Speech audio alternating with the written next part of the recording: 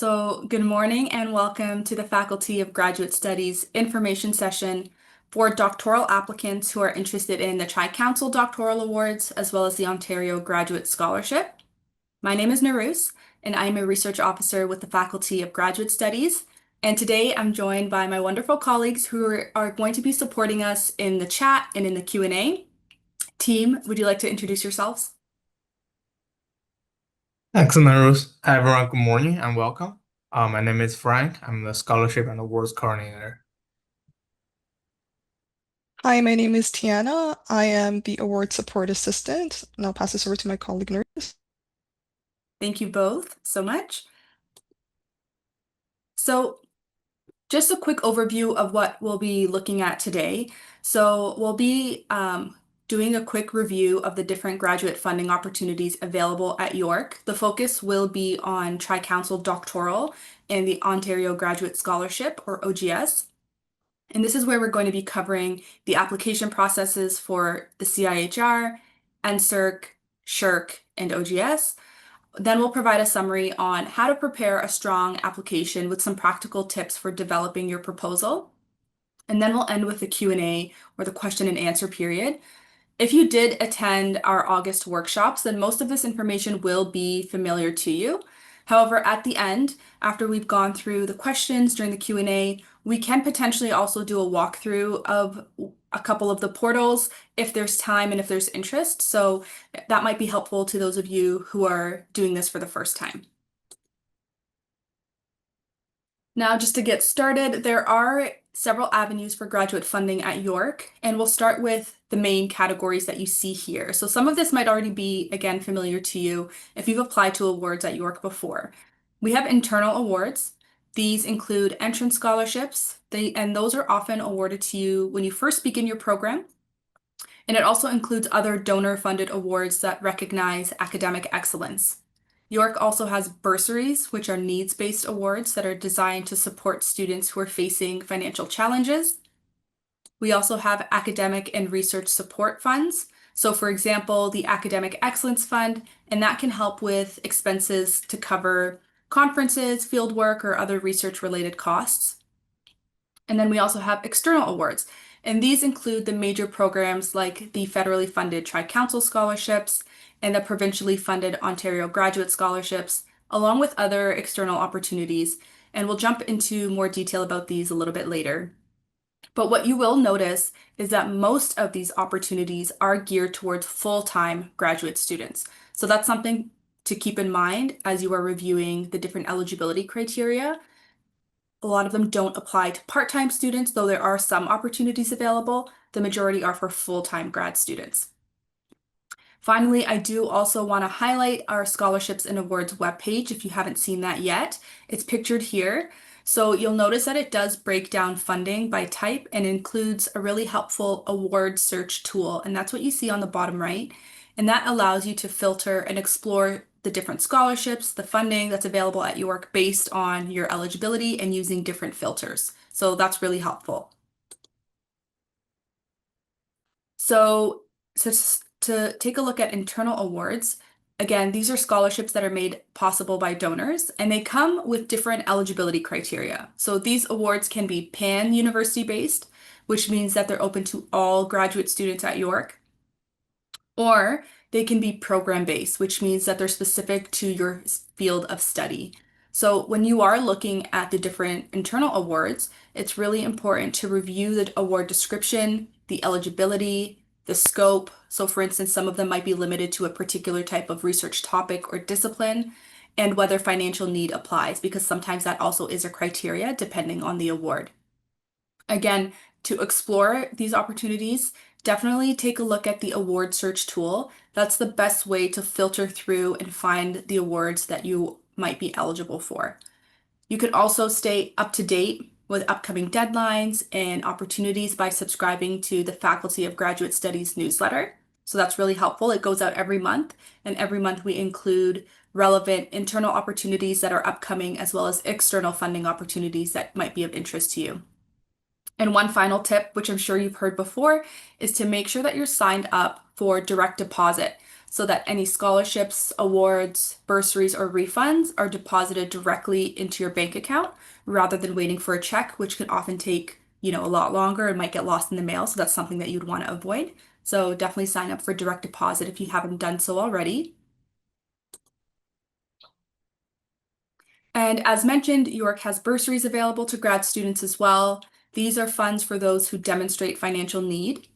So students applying to bursaries or even any internal award must submit an application via the Financial Aid Awards and Scholarship System. You'll see us refer to that as FAS or FAAS. And bursary applications for the fall generally open in the beginning of September. For the winter, bursary applications open starting in January, and then for the summer term, May is usually when those applications will be visible to you in the FAST portal. And one thing to note is that before you can proceed with applying for any of these funding opportunities, including bursaries or internal awards, you must first submit and complete a student profile and a needs assessment for the current study period in the FAST portal. So once you've, logged into FAST using your credentials, you're going to submit your student profile, and then you'll be able to review and update that as you need. But then you also need to submit that needs assessment, and that's required for each application and each study period. So for graduate students, you want to update your profile and your needs assessment information every term, essentially, because that's when, new opportunities become available and you want your information to be up to date and accurate. Now, as mentioned, FGS also has several other support funds available. The main one and the most popular is the Academic Excellence Fund, or AEF, which supports research activities, including conference supports. So it can help to cover travel to present at a research conference if you're presenting a paper or a poster. It can help cover publication costs or submission fees for academic publishing and other research expenses, just field work, accommodation, materials to cover or to conduct particular research as well. And both part-time and full-time master's and PhD students are eligible to apply, and you can request up to $2,000 for expenses for the AEF. And there's also an additional $300 that you can request for collective initiatives per academic year. And details about what is eligible and what is not eligible is available on the AEF webpage. But there are two really great things about the Academic Excellence Fund, and that is that you can submit an application either before or after you've incurred expenses. And then there are also 3 deadlines each year. So there's one deadline per term. So the upcoming deadline for this fall term is October 30th. For the winter, it's February 28th. And then for the summer term, it will be June 30th. And so now we'll jump into an overview of the Tri-Council scholarships and awards. So, as most of you already probably know, the Tri-Council is comprised of 3 federal funding agencies. There's the CIHR, or the Canadian Institutes of Health Research. There's NSERC, or the Natural Sciences and Engineering Research Council. And then we have SSHRC, or the Social Sciences and Humanities Research Council. And these are also referred to often or interchangeably as the tri-agencies or the tri-council. So you'll hear us using both terms. And each of these agencies has its own application portal at the doctoral level. So you'll want to be familiar with the one that matches your particular area of study. In terms of eligibility across the board for these doctoral awards, both domestic and international students in full-time research-based doctoral programs can apply.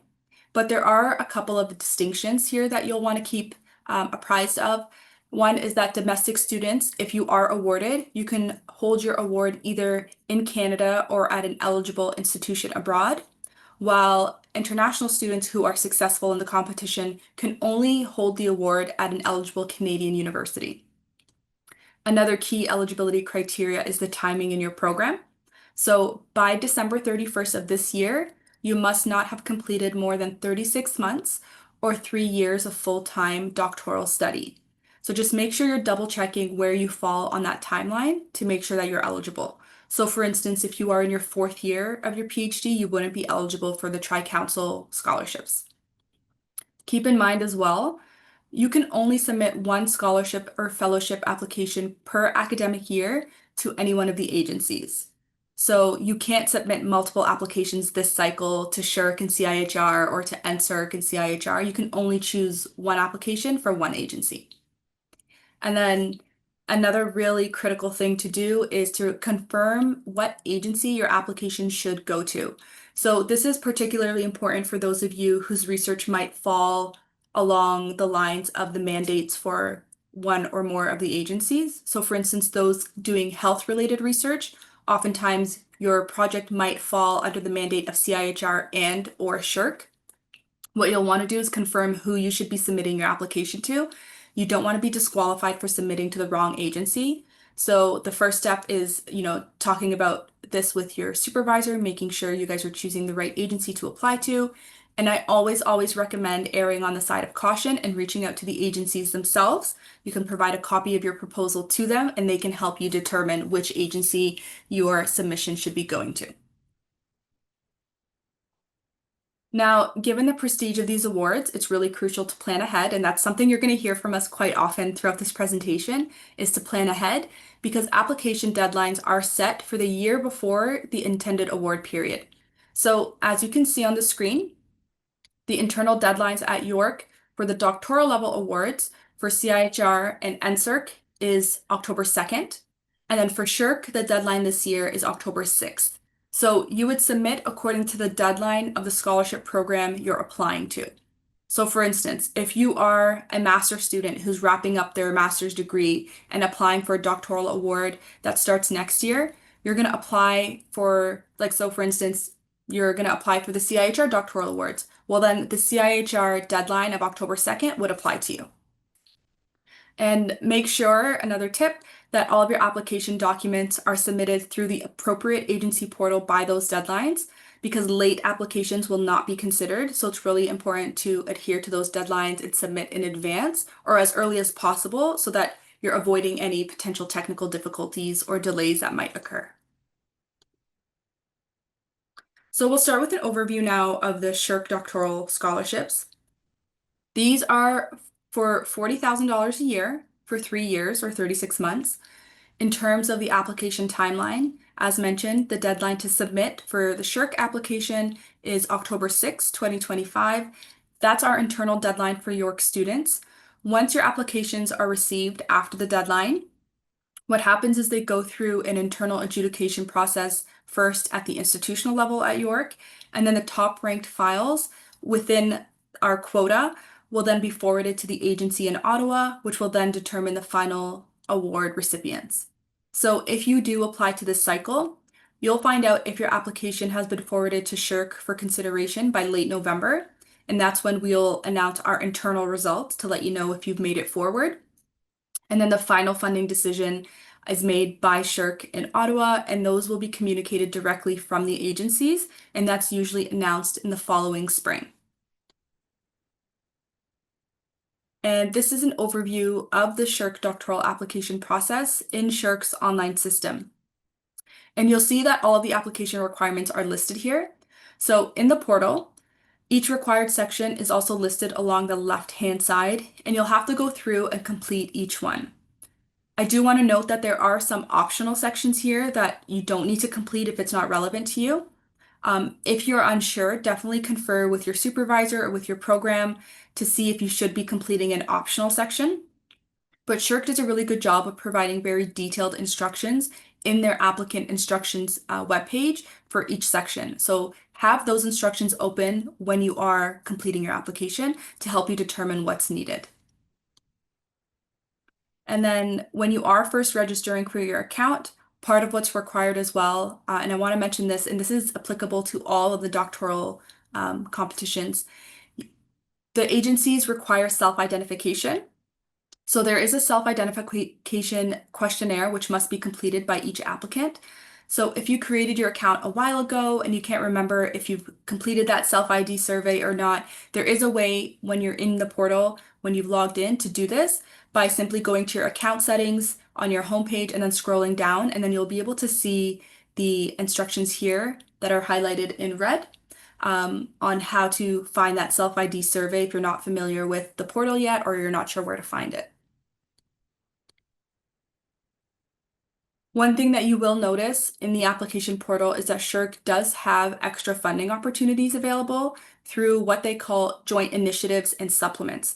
And these are available to anyone who's applying and who's eligible. So joint initiatives are essentially partnerships with other organizations. So these essentially serve to support research that aligns with SSHRC's priorities and sometimes to meet specific partner needs. So some examples of the joint initiatives that you'll see when you're in the application portal completing your application is the Department of National Defense Mine Scholarship Initiative. There's the Sports Participation Research Initiative, and then the Initiative for Digital Citizen Research.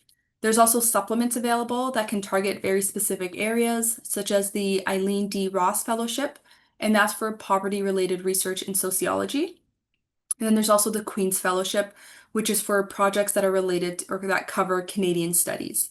So most of these are valued at about $10,000. There's not a separate application process for these. Essentially, you would apply directly through that main SSHRC application by indicating that you wish to be considered for an initiative or supplement. And if you do want to be considered and you select that in your application, you would also have to explain why. So you would be asked to submit an additional rationale or justification as a one-page attachment to essentially justify your eligibility and your fit for the funding.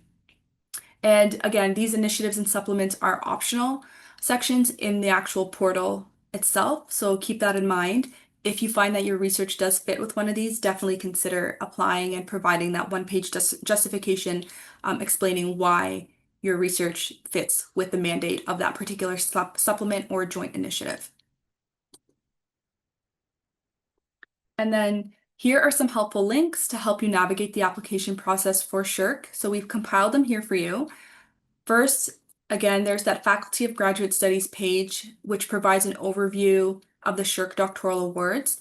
And this page provides York-specific information that will guide you through our internal processes and deadlines. Next is the official Canada Graduate Scholarship Research, the doctoral program page for SSHRC and the agencies. And this will be your go-to for the most up-to-date information on the award itself. Then we also have the login link for the actual SSHRC application portal. This is where you're actually going to be submitting your application components and where you'd register for an account if you don't already have one. And then you'll also find the applicant instructions here, as well as a link to an FAQ page, which will be really helpful if you, for some reason, run into any trouble when you're in the portal. So if you have technical difficulties or anything like that, that page will be really useful to you.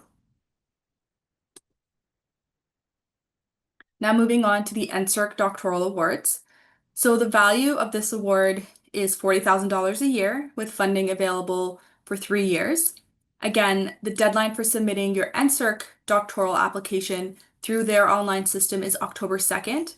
That is the internal deadline for students at York. Similar to SSHRC, once submitted, your application will first go through that internal review process here at the institutional level, and then the top ranked files will be forwarded to the agency for the final decision. If you apply for this cycle by that October 2nd deadline, you're going to be informed by late November whether your application has been selected to move forward to the national competition. And then the final funding decision will then be made by NSERC, with results typically announced in the spring, so around April 2026. And here's an overview of the NSERC doctoral application process in their online system. And you'll see all of the application requirements listed here. So in the portal, each required section is also listed along the left-hand side, and you'll have to go through and complete each one.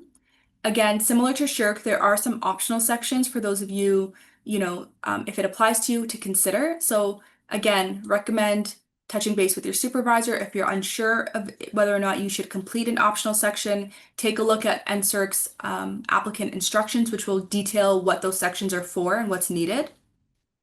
So one of the examples is there's a section called Justification for Eligibility of Proposed Research. That section is optional. It would only apply to you if your research has any overlap or relevance to either the health or the social sciences and humanities mandate. So If your research might fall slightly into the realm of CIHR or SSHRC, then you would use this section to explain why you have chosen to apply to NSERC instead of one of the other federal granting agencies.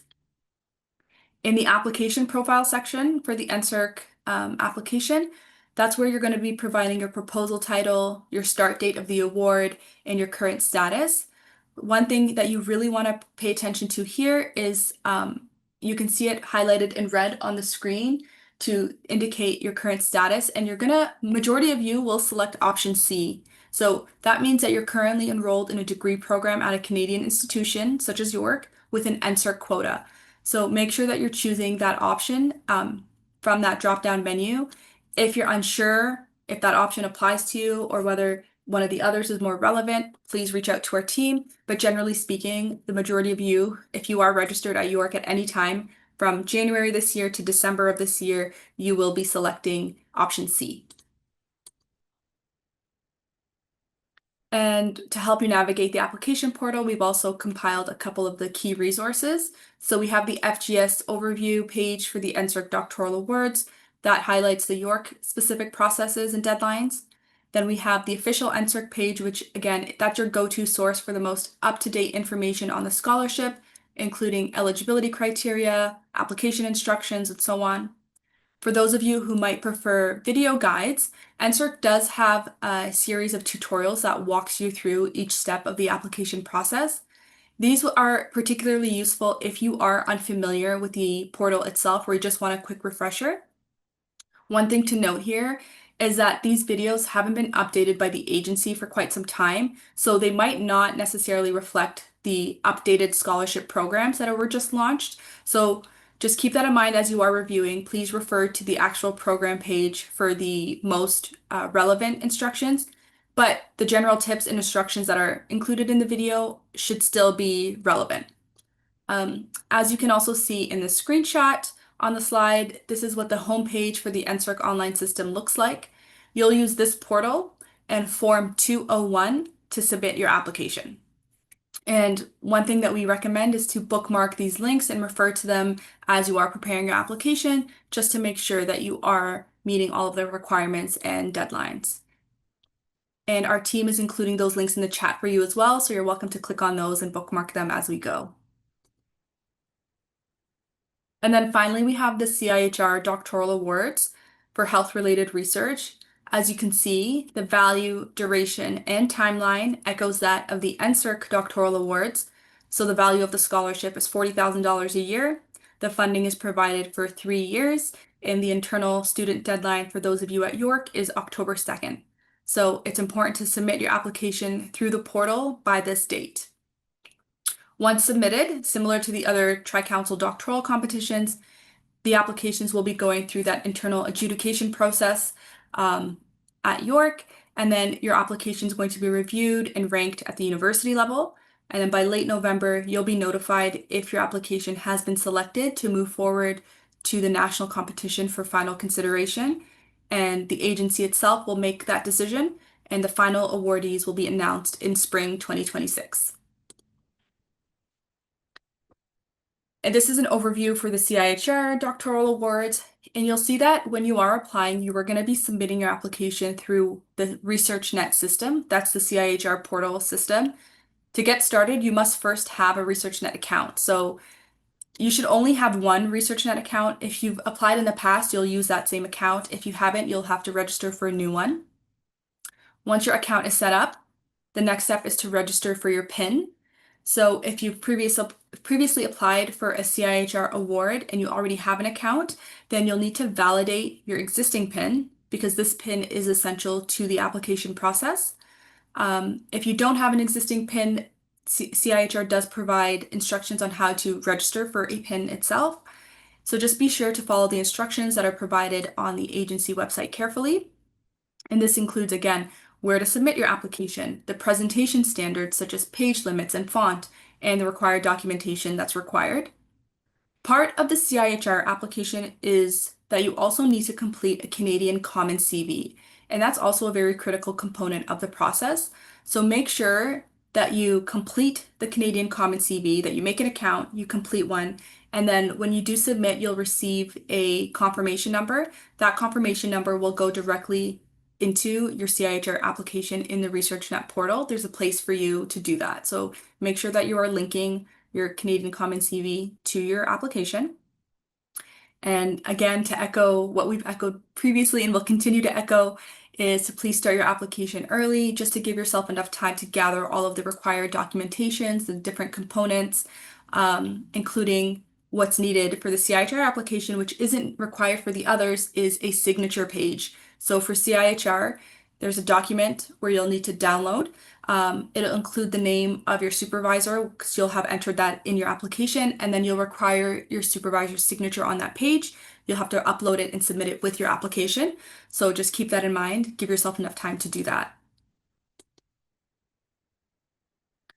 Now, as you are preparing your application for the CIHR scholarships, these resources will be essential to guide you through that process. So we've linked our FGS page for the CIHR competition. We've also included the application instructions, which includes submission guidelines, attachment requirements, formatting standards, and so on. You'll also, again, be submitting through the ResearchNet portal, so we have the link here to access that portal. If you haven't done so already, you'll want to bookmark this. And then we've included a link to the instructions on how to register for CIHR PIN and how to validate your existing PIN. And then there's also a link for how to complete the Canadian Commons CV, so that's linked here as well. Now, moving on to the evaluation and selection criteria for the doctoral awards. The Tri-Council at this level uses the same selection criteria across all three agencies. So NSERC, CIHR, and SSHRC at the doctoral level weigh applicants according to their researchability and potential and their relevant experiences and achievements obtained within and beyond academia. So for researchability and potential, the review committees are looking for evidence of how well your research proposal is written. They're looking for any relevant training that you would have that would help you to carry out your proposed project. And they also consider things such as your lived experiences and any knowledge that you've developed throughout your career. For relevant experiences and achievements obtained within and beyond academia, they're looking at indicators such as past awards and scholarships that you might have received in the past. They're looking at your transcripts, any relevant extracurricular activities that you're a part of, and also other experiences that you might have had that might be relevant to your research, such as peer mentorship. So these are the criteria that both internal faculty members at York are using when they're ranking your applications at the institutional level. And they're also what the agencies are using at the national level to review all of the candidates across Canada. So you're encouraged to familiarize yourself with the more comprehensive list of the evaluation criteria, which are available on the agency's website. And we can also share that with you in the chat as well. Now, I do want to take a moment to talk about equity, diversity, and inclusion. This is a really big focus for the Tri-Council applications. So, as we mentioned earlier, applicants are asked to self-identify.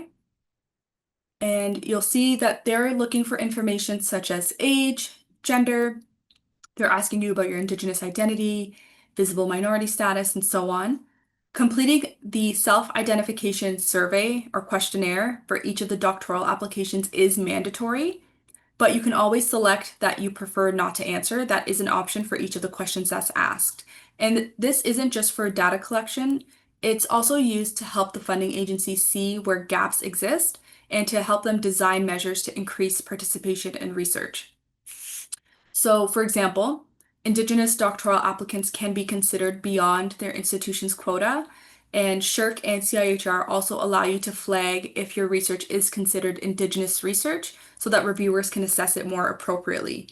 There's also newer initiatives such as the doctoral awards that are set aside for Black student researchers. So the key takeaway here is that to be considered for these and any other related initiatives, you must self-identify in the application, and you must also give consent for your information to be used for funding consideration. So even if it doesn't apply to you now, your response does help to build a more inclusive funding system for the future. So just keep that in mind. The section on self-identification is mandatory. You can include that information, or you can simply indicate that you prefer not to answer. It's up to you, but it still needs to be completed. Now, funders aren't just looking at who you are as a researcher, they also want to know if diversity considerations are part of your actual research design. So, if there is a section in the application asking about this, it's important to provide a really clear response. Even if diversity isn't directly related to your study, you should explain why.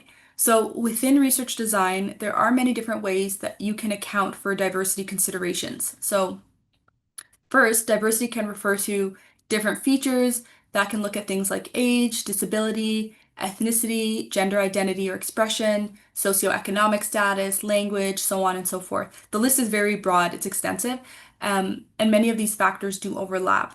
So, what you want to do is essentially think about whether these things are applicable or relevant to your project. And you can integrate diversity considerations at different stages in your project or in your proposal.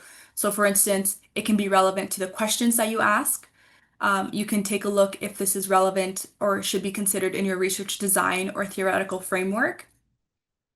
You can integrate it in the way that you collect, analyze, and interpret your data, as well as how you share and mobilize your findings.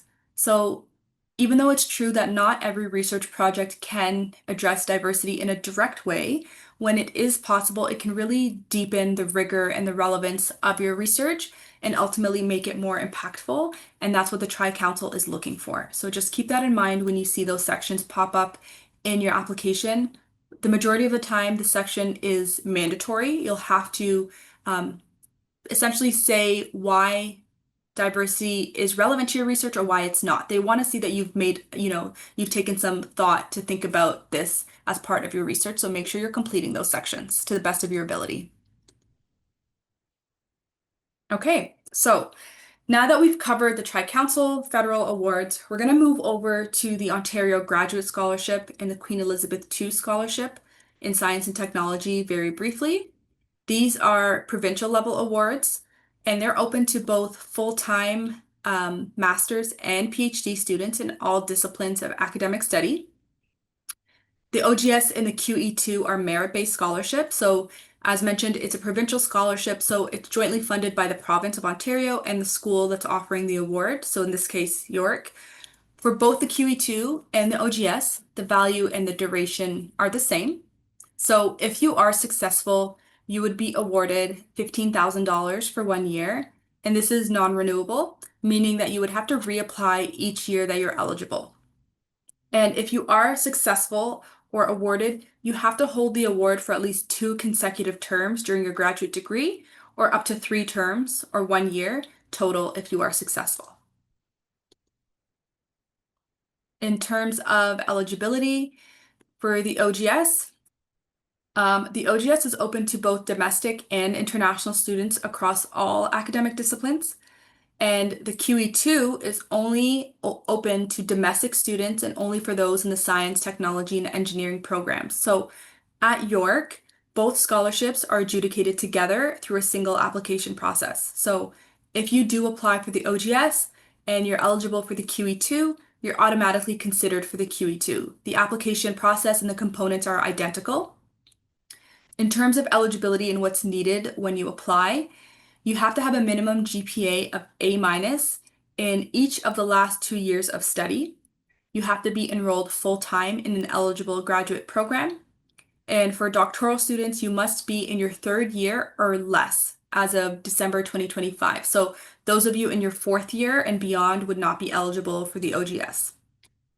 Again, the key difference is that OGS welcomes international students and from all disciplines, as well as domestic students, while the QE2 is restricted primarily to domestic students in the science and tech programs.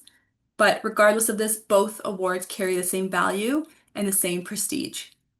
In terms of the deadlines for OGS, they are anchored to the same study level and research area as the Tri-Council or the Tri-Agency competitions. So if you're a doctoral student and you're applying to SSHRC, that SSHRC deadline is the same for OGS. Now, as mentioned at York, the application process for OGS and Tri-Council are combined.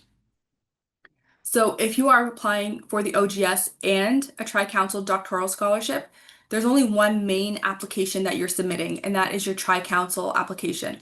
Your Tri-Council application is what's going to be used to consider you for both competitions, both the Tri-Council and the OGS. So this is just a quick overview of the step-by-step process. So if you're applying to one of the Tri-Council scholarships, you're going to submit your application through the respective agency portal by the relevant deadline. So for CIHR and NSERC, that's October 2nd. For SSHRC, that's October 6th. Then, once you've submitted your application, you're going to go into York's Financial Aid Awards and Scholarship System, that FAST portal that we mentioned earlier, and you're going to complete 2 condensed applications. Really, they're cover sheets. One will be for Tri-Council and one will be for OGS.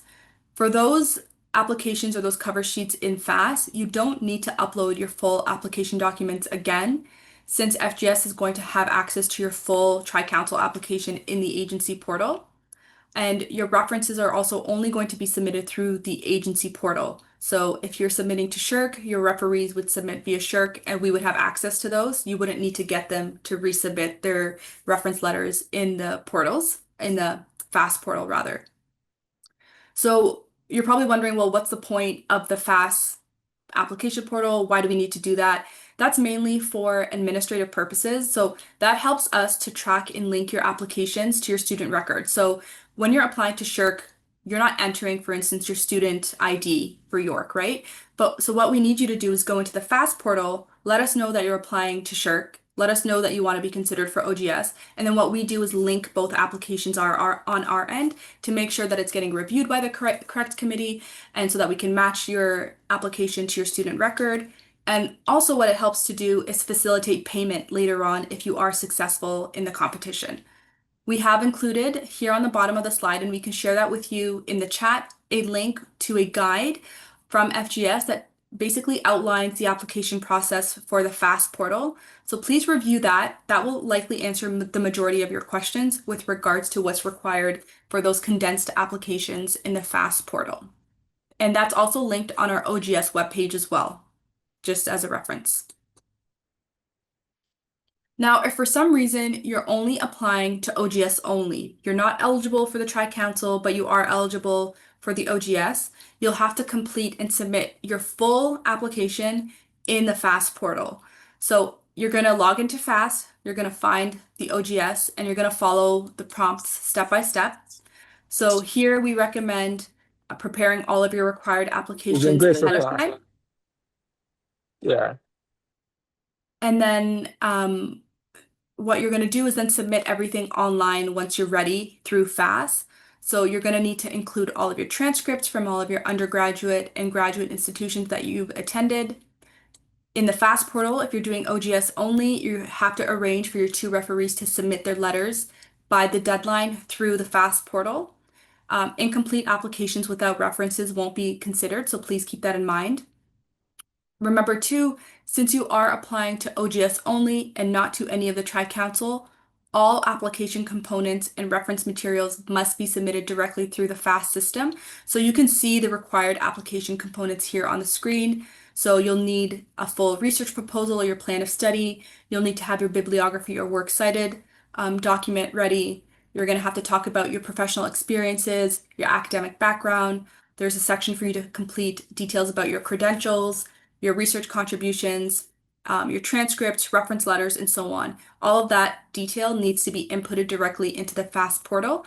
And again, we do have that instructional guide on the OGS awards page to help you navigate the FAST portal for these applications. So please check that out. That will answer the majority of your questions. And then if you still have any questions or concerns, you're welcome to reach out to our team at any time before the deadline.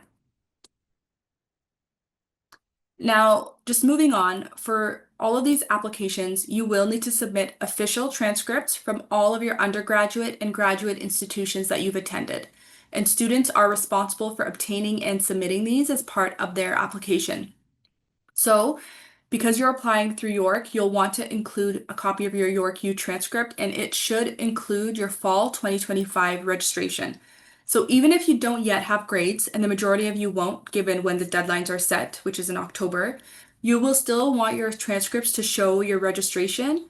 So your fall 2025 registration on the transcript because that helps to confirm your enrollment and your status at York. And that's one of the things that the Tri-Council is looking for, making sure that you are actually enrolled at an institution. You can order your York transcripts directly through the registrar's office. And we do urge you to order them as early as possible, and that's just to account for any processing times and the fact that many other applicants are also requesting and ordering their transcripts at the same time. So you don't want to be scrambling close to the deadline and risking not having your transcripts on time. So be sure to do that as soon as possible if you haven't done so already. And then reference letters. Reference letters are really, really important. So we're going to spend some time talking about this. Again, the reason why reference letters are really critical to these applications is because reviewers are looking to see that others are vouching for your research and for your potential. So we request and really encourage you to really reach out to your referees really early. Ideally, you want to do this at least 3 weeks before the deadline, just to give them enough time to prepare their letters. And one of the reasons why we advise students to reach out to referees early is because without the required reference letters, you won't be able to submit your full scholarship application. So if your referees haven't completed their letters of recommendation on whatever submission portal that you're using, you won't actually be able to click submit. So then, meaning that your application won't actually be forwarded for consideration. Remember too, that your referees won't automatically receive a full copy of your application. So make sure that when you are reaching out to them, you're providing a copy of your proposal, your CV, and anything else that helps them to write a strong and tailored letter for you. It's also a really good idea to point them towards the awards evaluation criteria, since referees can really highlight how you meet those expectations. And just like you, we always say they need time to meet their own deadlines. So give them an earlier internal deadline than you have for yourself to make sure that they've submitted on time. Finally, one other thing that we recommend that you do is share helpful guides directly with your referees. So FGS has prepared a guide on how to write a strong letter of support. And each agency has also provided specific instructions as well. Those are linked here.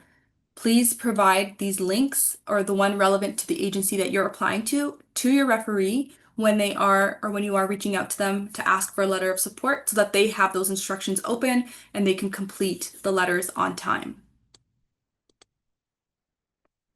Okay, so in the next couple of slides, we're going to give you an overview of what it takes to develop a strong and successful scholarship application. This is just going to be a quick primer to highlight some of the key features that can help your application to stand out and to meet the requirements. Keep in mind that these tips are general, so they will vary by discipline and based off of the nature of your research. So when you are preparing your own applications, just take the advice that fits your field in your project and feel free to leave the rest behind. I also want to preface this by saying nothing I say here is mandatory. Think of it more as guidance to help you shape the strongest proposal and application possible that's tailored to your specific work and project. Okay, so when it comes to scholarship applications, please give yourself plenty of time. It's not something that you want to rush. So start by figuring out exactly what's required for a complete application. Check out the program web pages. Check what documents you actually need. So for instance, you'll need transcripts, you'll need referees, like reference letters. So make sure you get those lined up early because those tend to take a little bit of time. And then review the evaluation criteria very carefully. These are posted on the funding agency's websites, and York University's processes also follows the same criteria, so make sure you're familiarizing yourself with those ahead of time. Once you know what's needed, begin by developing your key documents. So that includes your research proposal, your contributions, your applicant statement, and of course, you want to also complete the actual online application forms thoroughly as well. Remember too that when it comes to your proposal, your first draft will not be your final one, so expect to revise and edit multiple times to polish your application. Before submitting, it's also really critical to get feedback. So ask your supervisor or even other faculty members or your peers to review your materials. Keep in mind that reviewers will be academics from various disciplines, so your application needs to be clear and it needs to be accessible beyond your immediate research area. So for this reason, we always recommend and say that it's really helpful to have people outside of your discipline senior lab members, postdocs, or even friends in other fields. Read your application to make sure it's understandable to someone who's not in your discipline, who's not in your program, and who could, for instance, it would be understandable to someone who only has an undergraduate background. So definitely get some feedback on your application prior to submitting if possible. One of the general tips, again, start your application early. If you haven't done so already, you really want to get started because the deadlines are not very far away. The application process almost always takes longer than you expect, so start as soon as possible. We are, again, still weeks away from most deadlines, so it is best to start now. Aim to finish your application at least 3 or so days before the official deadline. That way you have some buffer time in case anything unexpected comes up. Keep in mind as well that each scholarship might have slightly different submission requirements. So if you are applying to multiple awards this fall, be sure you're verifying exactly what each competition asks for. So typically, a major award application will require something like the research statement, typically 1 to 2 pages depending, a bibliography or citations, usually at least 2 reference letters, sometimes more depending. They'll also ask for transcripts for your undergraduate and graduate degrees that you've held or that you are in. And then they'll ask for details about your education, your research contributions, and any relevant experience. So think about this sort of like a CV or a similar document. So most applications require these components, but familiarize yourself with the specific ones that you're applying for to make sure you're actually meeting all of the document expectations and submission guidelines. Now, when you're writing your research proposal or your statement, this is one of the most critical parts of your application. Your goal is to describe your project in a way that's clear, engaging, and easy to understand, especially for someone outside of your specific field.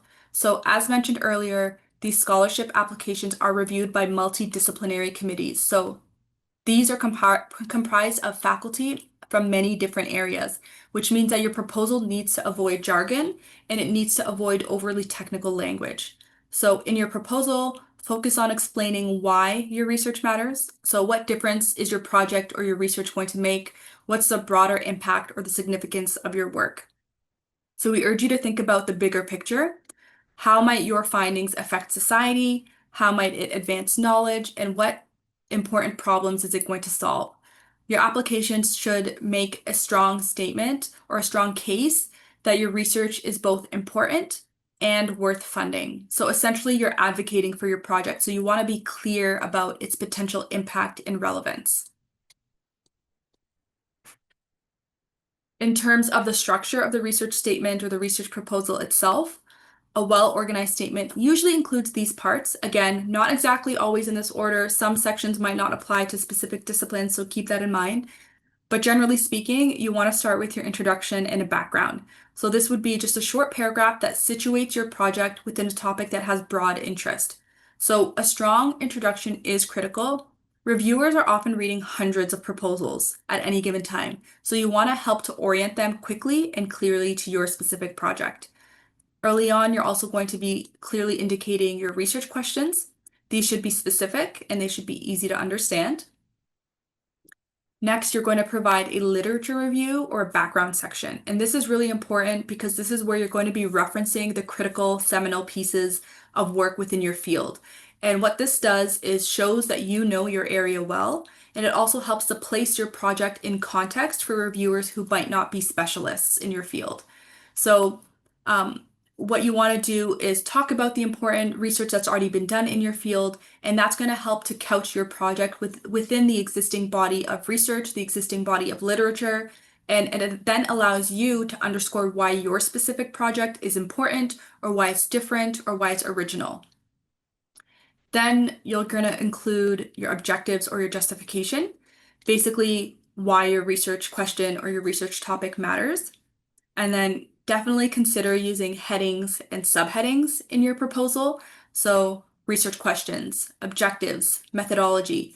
These aren't mandatory, but it really helps to improve the readability and guide your reviewers through your proposal. Again, keeping in mind they're reviewing hundreds of proposals at a time with a very short, within a short sort of span of time. So you want to make sure that you're making it easy for them to understand your project, and having those subheadings really helps to do that. Next, you're going to want to clearly explain your methodology. So how do you plan to answer your research question? You want to keep this section concise but convincing. So reviewers want to see that your project is feasible and realistic within the time frame of your degree.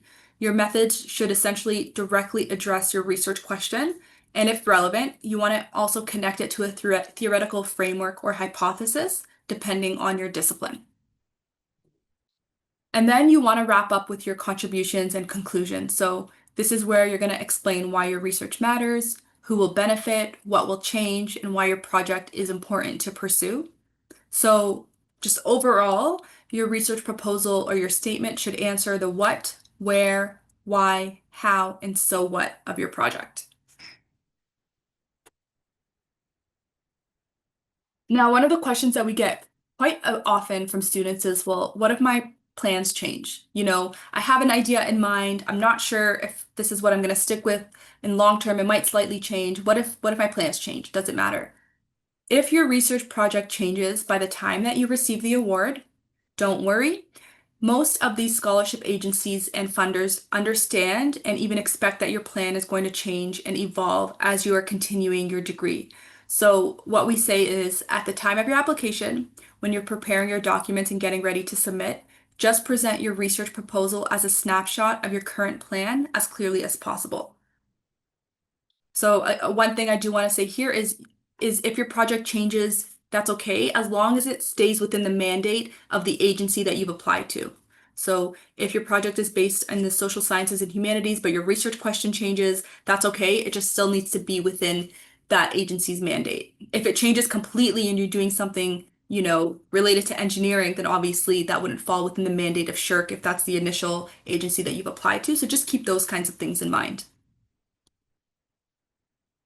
Now, to end this portion of the presentation, we've provided some resources that you might find useful as you're developing your research statements and to help generally strengthen your scholarship applications. So you'll see that we've included a guide for developing successful grant proposals that's developed by FGS, and that link will take you there and sort of highlight those different sections that I already went through about the what you want to be including in your research proposal itself. We've also included a guide, or rather it's a YouTube video from NSERC on how to make your application stand out. So that's a really nice resource that can sort of walk you through what's needed for a successful application. And then there's also a Why You Learn self-paced course that focuses on guided self-reflection with the goal of building internal tools and skills needed to engage in meaningful decolonizing, equity, and inclusion work. So this will be a really good foundation to help you start thinking about DEDI as part of your research and scholarship applications. Again, we mentioned that the Tri-Council really stresses this, so this self-paced course is a really great way to start reflecting on how EDI is relevant to you and your research process. Now, before we go over and jump into the question and answer period, I want to go over some common mistakes that we often see in the research statements, and then we'll also quickly go over some common questions that we get asked as well. So starting with some common research statement or application oversights, one of the biggest issues is when applicants don't situate their project within the existing literature. So again, as I mentioned, reviewers want to know that you understand the broader context of your field. They want to see that you know what's already been studied and where your project fits in. So they're looking to see what new contribution your specific work and your project will make. So a strong and compelling introduction is key here. It helps to set up your study and shows exactly how your questions connect to the field. The objectives of the research also really need to be clear here, and they need to be specific. So we want reviewers to be able to quickly see what you're asking, what you're testing, and the main focus of your project. Another common mistake is not addressing the significance of the research itself. Remember, you're essentially making a case as to why your project is worth funding. So it's not enough to just say what you're studying. You also want to show why it matters. So think about, again, the academic contributions that your project will make. How does your work advance knowledge in your discipline or in your field? And then you want to touch on the societal impact as well, about what your findings might mean to the broader community. So think about those things when you're talking about the significance of your research. And then a final thing, and a really big one, is also feasibility. Sometimes applicants propose something that's really ambitious or not clearly achievable at the doctoral level. Reviewers want to see that your project is realistic and doable within the time frame of your PhD. So you have a limited time in your program. They want to see that the project you're proposing aligns with that. This means that you want to have a well thought out method section and that you have a concrete plan that convinces reviewers that you can actually carry out the project that you're proposing. So keep that in mind as you are preparing your proposal. And your supervisors are also really great resources in helping you really create a project that is feasible and doable within the time frame of your degree. Now, moving on to some frequently asked questions that we often get. So students often ask if they can submit their application by the external agency deadline instead of York's deadline. So when you are in the portal or when you go to the program page for the Canada Graduate Research Scholarship Doctoral, you're going to see a different deadline there. That deadline is not going to apply to you as a York student. So the answer is, if you are a current York student, you must follow the internal deadlines that are posted on our website and shown here on this slide.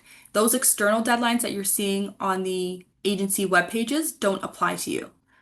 So for this year, just to reiterate, the CIHR and NSERC applications are due by October 2nd in the agency portals, and then the SSHRC doctoral applications are due by October 6th in the SSHRC portal. Another question we get is about accessing past successful applications. Oftentimes students are asking if we can provide examples of successful applications from the past. FGS is not able to share past successful applications with current applicants, but some graduate programs might keep records of this. So what we suggest is, if you do want to see examples of previously successful applications from your program, reach out to your program office and see if they can provide you access or connect you with successful applicants from the past. Another question that students often ask is whether reference letters should be from academic sources.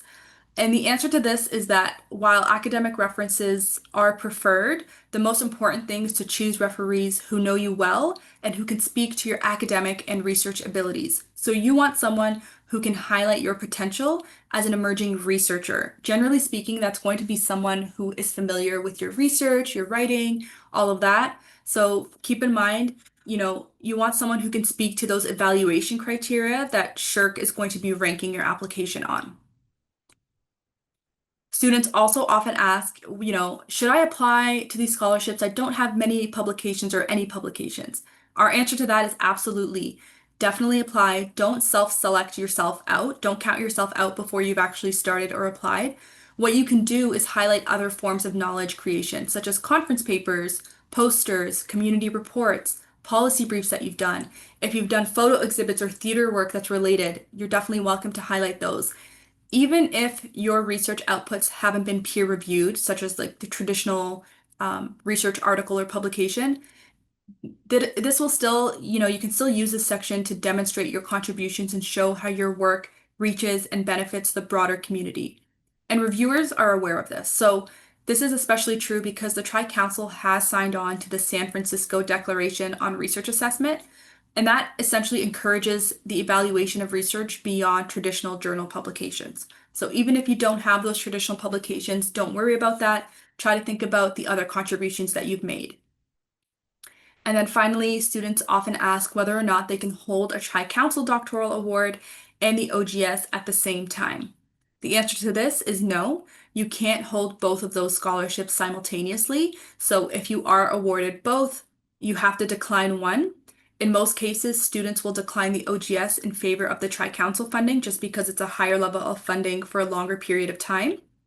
However, if you do decline, for instance, the OGS, you can still list that on your CV under your awards, and you can just make a note that it was awarded but declined. And some other tips to leave you with. that might make your application process a little bit easier. We recommend keeping the application portal and instructions open in a separate browser tab side by side while completing your application.